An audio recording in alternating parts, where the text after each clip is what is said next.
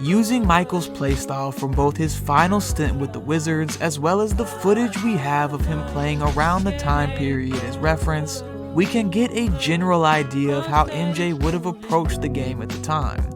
Assuming Jordan still had the legendary work ethic that had allowed him to pull off 2 ridiculous NBA comebacks before, we can imagine that Mike would have been able to reach a level of physical condition that would have at least got him on the floor. Offensively, Jordan would have likely been able to still make an impact, playing out of the mid-range post-up game against smaller guards and similar-sized wings.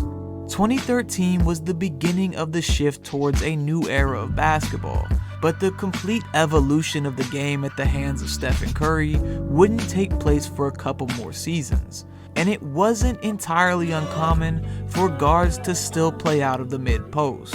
Assuming Mike would have naturally worked on his three-point shot to better adjust to the modern game, we can make a pretty good guess that even at 50 years old, Michael Jordan would have still been a serviceable scorer on the offensive end.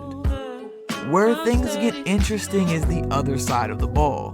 One of the biggest struggles for Jordan, even in his comeback with the Wizards, was his ability to give full efforts on both ends of the floor. Now 10 years older, it's safe to assume defense would have been even more of a struggle for the aging legend.